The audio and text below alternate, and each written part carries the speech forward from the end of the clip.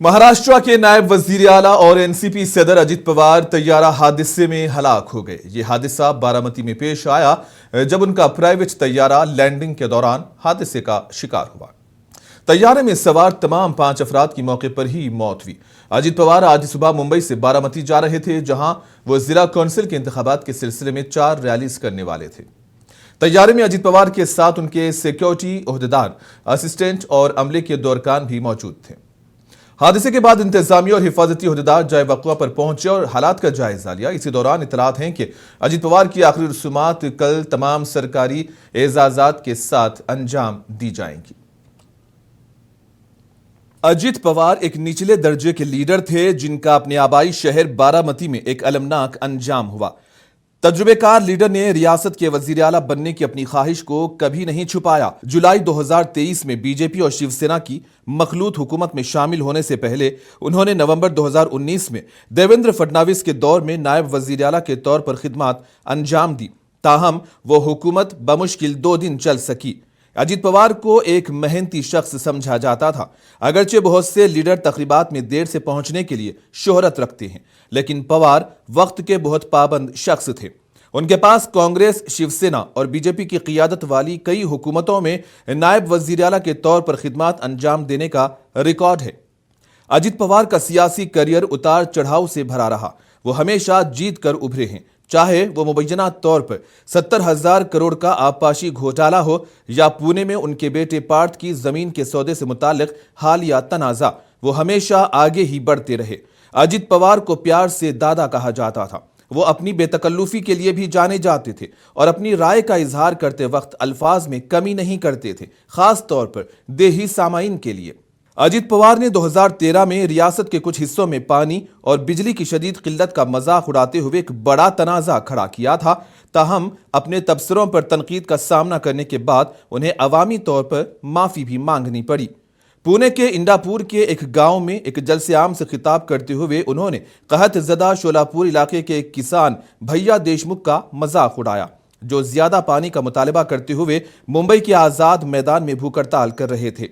जुलाई 2023 में अजित पवार ने nationalist Congress party के बानी शरद पवार की सरपरस्ती से अलहदगी अख्तियार कर ली और पार्टी के नाम और निशान के साथ साथ पार्टी के बेशतर एमएलएस को लेकर अपने चचा के खिलाफ बगावत कर दी। गुज़िश्ता साल के लोकसभा इंतखाबात में अजित पवार की पार्टी सिर्फ 1 सीट जीत पाई थी। ताहम 5 माह बाद अजित पवार ने बीजेपी के साथ इत्तेहाद में असेंबली इंतखाबात में 41 सीटें जीतकर सबको गलत साबित कर दिया।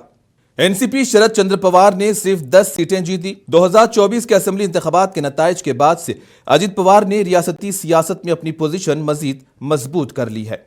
बीजेपी और एकनाथ शिंदे की ज़ेर क़ियादत शिवसेना के साथ इत्तेहाद के बावजूद उन्होंने इसरार किया कि वो तरक्की के लिए हुक्मरान इत्तेहाद में शामिल हुए हैं और अपने बुनियादी तरक्की पसंद नजरिए से इनहिराफ नहीं किया।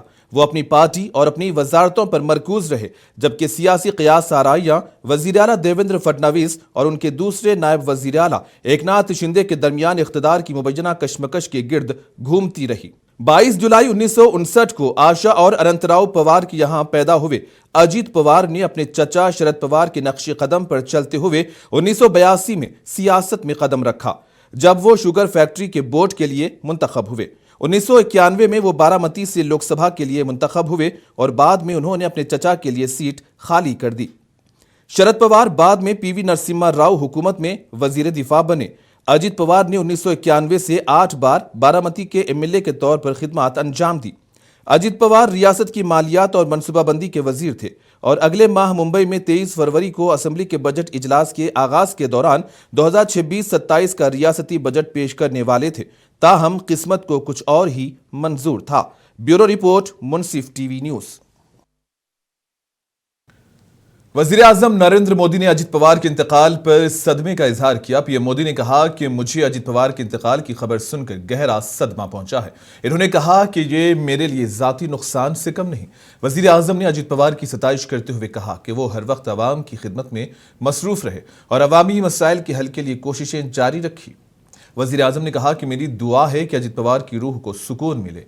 वज़ीर आज़म ने आंजहानी लीडर के अरकान खानदान, मद्दाहों और पार्टी लीडरान से इजहार ताज़ियत किया। आज का दिन हमारे लिए एक बड़ा दुख लेकर भी आया है। आज सुबह ही महाराष्ट्र में दुखद विमान दुर्घटना हुई है। इस दुर्घटना ने महाराष्ट्र के उप मुख्यमंत्री अजित पवार जी और कुछ साथियों को हमसे छीन लिया है। अजित दादा ने महाराष्ट्र और देश के विकास में अपना बड़ा योगदान दिया है। विशेष रूप से गांवों के जीवन को बेहतर बनाने के लिए उन्होंने हमेशा आगे बढ़कर काम किया। मैं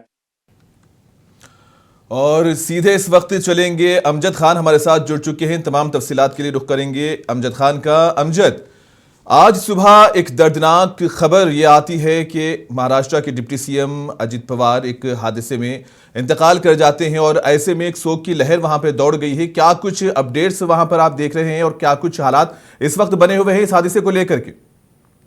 देखिए, एक बात बता दूं आपको कि महाराष्ट्र ने अपना एक लाल खो दिया है। क्योंकि महाराष्ट्र की अगर बात करें या महाराष्ट्र की राजनीति की बात करें तो महाराष्ट्र की राजनीति में अजित पवार जो है एक बड़ा चेहरा, बड़ा नाम है। तो वो कहीं ना कहीं किसानों के नेता है और वो कहीं ना कहीं जो शुगर फैक्ट्रीज जो आती है वो उनके नेता थे और गरीबों के नेता थे। क्योंकि एक सीढ़ी थी सरकार की जो अजित पवार की शक्ल में मौजूद थी, जो वो हर तबके के लोगों की बातें सुनते थे और सरकार तक का वो बात पहुंचाते थे। चाहे वो कोई भी हो, चाहे वो पूरे जमात का मसला हो, चाहे वो दलितों का मसला हो, चाहे वो यादव का मसला हो, चाहे वो मराठों का मसला हो, तमाम चीजें जो है उनसे एक्सेस जो था आसान था, उनसे बातचीत कर रहे थे। मेरी खुद मुलाकात हुई अजित पवार से, मैंने देखा कि तकरीबन 7 बजे किस तरीके से वो डेलीगेशन बुलाते थे और डेलीगेशन बुलाने के साथ साथ जो सरकारी अधिकारी रहते थे उनके साथ डायरेक्टली इंट्रोडक्शन करते थे, पूरी उनसे बातचीत करते थे, उनके मसले का हल करते थे। और अगर कोई मसले का हल नहीं होता था तो वो साफ तौर पर बोलते थे कि ये चीज नहीं हो सकती है। ये ऐसा डेलीगेट नेता कहीं ना कहीं बहुत सदियों के बाद देखने को नजर आता है। और यहाँ पर अगर हालात की बात कर ले तो सुप्रिया सुले दिल्ली में थी, दिल्ली से वो जो है पहुंच चुकी है, अमरावती पहुंच चुकी है। वहां पर अगर बात कर ले तो वहां पर जो है सुप्रिया सुले के भी आंखों से आंसू जो थे वो रुकते नहीं रुक रहे थे। उसके साथ साथ शरद पवार भी मुंबई में थे, मुंबई से वो जो है बारामती पहुंच चुके हैं। तो तकरीबन तमाम जो उनके घर वाले रिश्तेदार, तमाम जो लोग हैं वहां पर उनके घर पे आवास पे मौजूद है। और यहाँ पर अगर मैं बात करूं तो यहाँ पर तकरीबन हजारों की तादाद में लोग जो है उनके अंतिम दर्शन के लिए आए हुए हैं। देखिए, जो हादसा हुआ है वो वाकई में काफी दर्दनाक हादसा है। अगर अजित पवार की बात करें तो उनकी घड़ी और अंगूठी से पहचाना गया कि ये अजित पवार है। तो आप ये सोच सकते हैं कि किस तरीके का यह हादसा होगा। हालांकि ये बताया जा रहा है कि फ्लाइट जो लैंड कर रही थी उस वक्त यह हादसा हुआ है। अब हादसे की वजह क्या है, ये तो जांच के बाद ही पता चलेगा। लेकिन कहीं ना कहीं महाराष्ट्र की बात कर ले तो महाराष्ट्र के अंदर ये चीजों को लेके, क्योंकि इतना बड़ा नेता, देखिए कल अजित पवार एक मीटिंग में सीएम एकनाथ शिंदे के साथ जो थे वो मौजूद थे और उन्होंने कहीं ना कहीं कल जो मीटिंग थी उनकी लोगों की बात हुई। अगर लाडली बहन योजना की बात कर ले, देखिए फाइनेंस मिनिस्टर अजित पवार थे। लाडली बहन योजना शुरू होती है, सरकार के ऊपर काफी ज्यादा दबाव पड़ता है, फिर भी लाडली बहन योजना जो है वो अभी तक का चली आ रही है। हालांकि बहुत सारे लोग उसके अंदर से कट भी गए, लेकिन वो योजना को लोगों ने बंद नहीं किया। अमजद, क्या आवाम या मीडिया को इसकी तहकीकात से मुतालिक कोई मालूमात दी जा रही है, कोई ब्रीफिंग दी जा रही है? अमजद, देखिए मैं बता दूं, अभी तक का शुरुआती जानकारी में जो ब्लैक बॉक्स होता है फ्लाइट का, उसको ब्लैक बॉक्स तो ले लिया गया है एविएशन अथॉरिटी के पास। हाँ, वो ब्लैक बॉक्स ले लिया गया है। उसके बाद ही कोई ना कोई ब्रीफिंग होगी और जब उसके बाद ब्रीफिंग होगी तो उसके बाद ही पता चल पाएगा कि असली वजह क्या थी। देखिए बहुत सी बातें होती है, सूत्र के हवाले से बहुत सी खबरें आती है, क्योंकि हमने देखा कल किस तरीके से मुंबई के आसपास के इलाकों में बारिश हुई, मौसम जो है ठंडा हो गया। आपको कोई कह रहा विजिबिलिटी जो थी वो काफी कम थी, कोई कह रहा टेक्निकल खराबी थी। तो ये जांच का विषय है, जांच के बाद ही पता चलेगा। लेकिन हिंदुस्तान में इस तरीके के हादसे लगातार बढ़ते जा रहे हैं। इसके पहले भी हमने देखा कि 2025 के अंदर गुजरात के अंदर एक हादसा हो जाता है, जिसके अंदर गुजरात के जो मुख्यमंत्री है वो उनका इंतकाल हो जाता है। फिर उसके बाद ये 2026 में ये बड़ा हादसा हो जाता है। तो इस तरीके के हादसे लगातार बढ़ रहे और विपक्ष भी कहीं ना कहीं एक आखिरी रसूमात के ताल्लुक से मैं सवाल करना चाहूंगा कि कोई अभी हतमी इतला नहीं मिली है कि कल, ऐसा कहा जा रहा है कि कल 11 और 12 बजे के करीब आखिरी रसूमात अंजाम दी जाएंगी, तो क्या उनके खानदान की तरफ से कोई ऐसा ऐलान या इत्तला दी गई है कि कौन उनकी चिता को आग देगा? देखिए चिता का जो आग देगा उनका बेटा जो है वही उनकी चिता को जो है बड़ा बेटा जो है तो वही मुखाग्नि देंगे। और कहीं ना कहीं 11-12 बजे के टाइम ये तमाम जो आखिरी रस्मात है वो पूरी की जाएगी। 3 दिन से हालांकि शोक रखा गया है। आपने ये देखा कि जैसे कि होम मिनिस्टर और प्राइम मिनिस्टर ने दोनों ही ने ट्वीट करके शोक जताया है। देखना ये होगा कि कल तमाम जो नेता है महाराष्ट्र के बड़े बड़े नेता है तब बारामती जो है वो पहुंच चुके हैं। और अगर पार्लियामेंट की बात करें तो पार्लियामेंट का विंटर सेशन जो है वो शुरू हो चुका है। बजट जो है वो आना है। जैसे बजट से पहले देखिए, बजट से पहले इतना बड़ा हादसा होना, क्योंकि फाइनेंस मिनिस्ट्री कहीं ना कहीं अजित पवार के हाथ में थी, तो कहीं ना कहीं इससे पहले ये बड़ा अच्छा बड़ा हादसा हो जाना तो कहीं ना कहीं महाराष्ट्र के लिए भी एक धक्का है। क्योंकि तमाम चीजें जो है अजित पवार के हाथ में, और 6 मरतबा के उप मुख्यमंत्री रह चुके महाराष्ट्र की राजनीति को। तो जिस तरह आप कह रहे हैं अमजद, बजट से पहले इस तरह का हादसा पेश आना, तो क्या सियासी मुखालिफिन और अवामी हलकों में इस तरह की कोई चेमा गोइयां हो रही हैं कि साजिशी नजरियात पर कुछ बातें हो रही हैं अवामी हलकों में? हर एंगल से बात की जा रही है, हर चीजों को परखा जा रहा है, हर चीज जो है वो बताई जा रही है। लेकिन देखिए अब जब तक का जांच नहीं हो जाती, जब तक का कोई चीज कहना जो है वो दुरुस्त नहीं होगा।